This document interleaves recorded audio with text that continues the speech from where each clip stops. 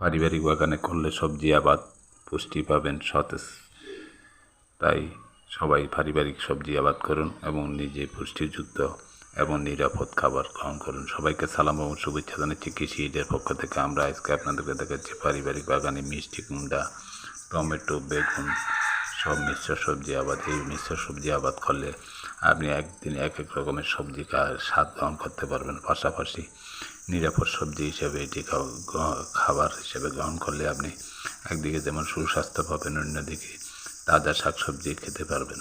তাই আপনিও চাইলে আপনার বাড়িতে যদি খালি জায়গা থাকে সেখানে পারিবারিকভাবে সবজি আবাদ করুন এবং নিজের পারিবারিক চাহিদা পূরণ করুন এবং পুষ্টিযুক্ত খাবার গ্রহণ করুন এবং নিরাপদ খাবার গ্রহণ করুন। আমরা বাজার থেকে যেসব শাকসবজি খাই সেগুলো নিরাপদ শাকসবজি হিসেবে আমরা গণ্য করতে পারি না, কারণ কৃষক তার নিজের লাভের জন্য অনেক সময় বিষ প্রদান করে এবং বিষ প্রদান করার পরের দিনে হয়তো তার এই বিষের ক্রিয়া শেষ হওয়ার পূর্বেই ওই ফসল সংগ্রহ করে বাজারে বিক্রি করেন, যার ফলে দেখা যায় যে খাদ্যে বিষক্রিয়ার সম্ভাবনা থাকে এবং এর ফলে আমরা শারীরিকভাবে বিভিন্ন রকমের রোগের ঝুঁকিতে ভুগি।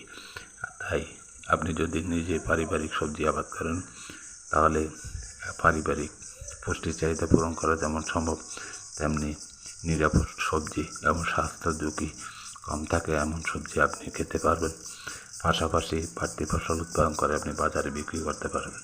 এভাবে যদি সবাই পারিবারিকভাবে সবজি আবাদ করে, যদি আপনার ছাদ বাগানেও জায়গা থাকে সেখানেও টবে অথবা হাফ ড্রামে এভাবে আপনি সবজি আবাদ করতে পারেন এবং মৌসুম ভেদে যদি আপনি বিভিন্ন রকমের শাকসবজি আবাদ করতে পারেন তাহলে আপনার একদিকে যেমন অর্থনৈতিক সাশ্রয় করা সম্ভব, পাশাপাশি নিরাপদ সবজি খাওয়া সম্ভব।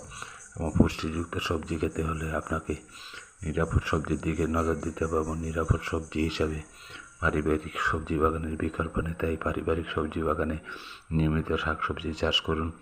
একদিকে যেমন শারীরিক ব্যায়াম, আমরা দৌড়ঝাঁপ না দিয়ে পারিবারিক সবজি বাগানে কাজ করি, নিজের শারীরিক ব্যায়ামের কাজটিও করতে পারি, পাশাপাশি পুষ্টিযুক্ত শাকসবজি উৎপাদন করে নিজে যেমন খেতে পারি, পাশাপাশি বাড়তি ফসল বাজারে বিক্রি করে অর্থনৈতিকভাবে কিছুটা লাভবান হওয়া সম্ভব। তাই সবাই নিরাপদ সবজি উৎপাদনের দিকে নজর দেন এবং পারিবারিক সবজি উৎপাদনের দিকে নজর দেন এবং পারিবারিক সবজি উৎপাদন করে নিজে যেমন খাওয়া সম্ভব, অন্যদিকে অর্থনৈতিকভাবে লাভবান হওয়া সম্ভব।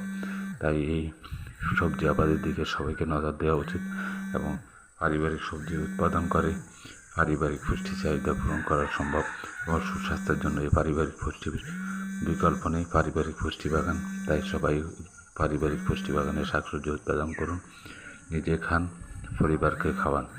এতক্ষণ ভিডিওটি ধৈর্য ধরে দেখার জন্য ধন্যবাদ সবাইকে। আসসালামু আলাইকুম।